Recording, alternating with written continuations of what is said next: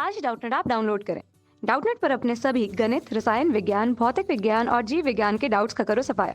बस प्रश्न की फोटो खींचो, एक ही प्रश्न को क्रॉप करो और तुरंत वीडियो सोल्यूशन पाओ। अभी डाउनलोड करें। नमस्कार दोस्तों, हमारा प्रश्न है कि सूर्य में नाभिकीय संलयन प्रक्रम में किसकी आवश्यकता होती है। दोस्तों, हमें बताना है कि हमारे पास 4 विकल्प दिए गए हैं। इसके आधार पे हमारी जो सूर्य में नाभिकीय संलयन की जो अभिक्रिया होती है वो किस तरह से संपन्न होती है और वो अभिक्रिया किस किस ताप और दाब के हिसाब से होती है। तो सबसे पहले दोस्तों हम जानते हैं कि हमारी जो नाभिकीय संलयन की जो अभिक्रिया होती है, ठीक है, वो कहाँ होती है दोस्तों? वो हमारे सूर्य में संपन्न होती है। और ये दोस्तों हमारी जो नाभिकीय संलयन होती है उसमें जो अभिक्रिया होती है, जो हमारी अभिक्रिया पूर्ण होती है, वो किसके पश्चात होती है? ये दोस्तों हमारे हाइड्रोजन के जो परमाणु होते हैं, हाइड्रोजन के जो परमाणु होते हैं वो किस में परिवर्तित होते हैं दोस्तों? वो हमारे हीलियम के परमाणु में परिवर्तित होते हैं, ठीक है। और ये अभिक्रिया क्या होती है दोस्तों? ये अभिक्रिया जो होती है वो अत्यधिक अत्यधिक ताप और दाब पर होती है, ठीक है।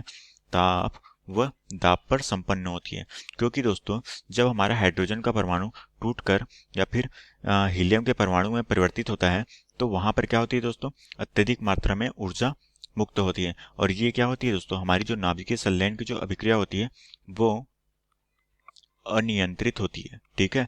इसे दोस्तों नियंत्रित नहीं किया जा सकता। और ये क्या होता है? हाइड्रोजन की जो ये जो श्रृंखला बनती है वो निरंतर बनती है और जिसके कारण से हम इसे क्या कहते हैं? अनियंत्रित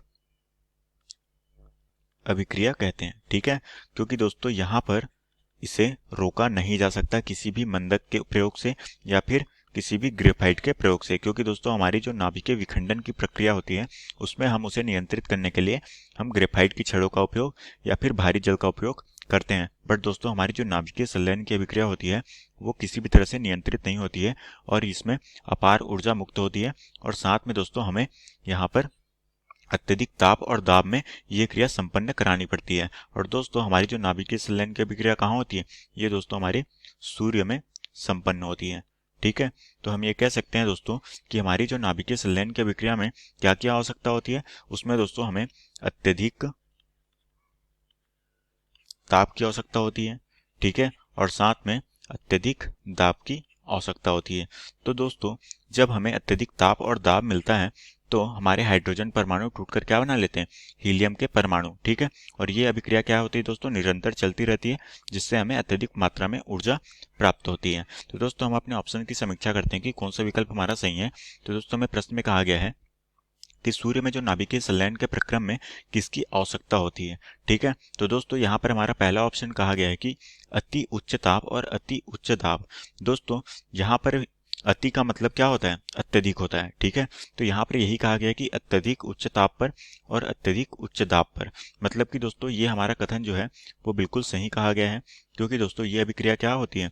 सबसे ज्यादा ताप और दाब की आवश्यकता होती है, तभी हमारा जो है ऊर्जा क्या होती है? अत्यधिक या फिर अनंत ऊर्जा प्राप्त होती है, ठीक है। और यहाँ पर दोस्तों हमारा जो दूसरा विकल्प कहा गया है कि निम्न ताप और उच्च दाब। दोस्तों यहाँ पर हम अगर इसे निम्न ताप में अभिक्रिया कराएंगे तो हमारा हाइड्रोजन का परमाणु में रासायनिक अभिक्रिया नहीं होगी। तो ये विकल्प क्या हो जाएगा दोस्तों? हमारा गलत हो जाएगा, क्योंकि हमें अत्यधिक ताप और दाब दोनों चाहिए होता है, ठीक है।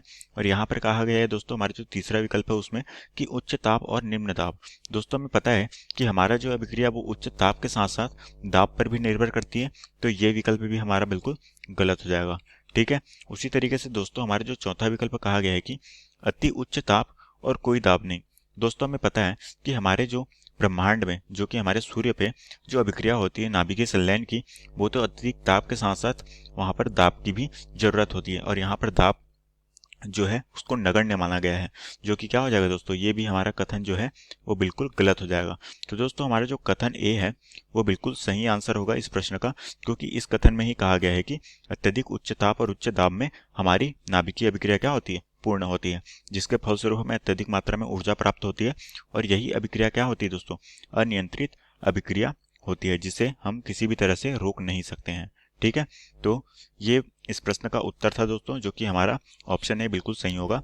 आशा करता हूँ दोस्तों आपको ये प्रश्न समझ आया होगा। धन्यवाद। कक्षा 6ठी से 12वीं से लेकर नीट, IIT, JEE वो एडवांस के लेवल तक 1 करोड़ से ज्यादा छात्रों का भरोसा। आज ही डाउनलोड करें डाउटनेट ऐप या व्हाट्सएप करें अपने सारे डाउट्स 8400 400 400 पर।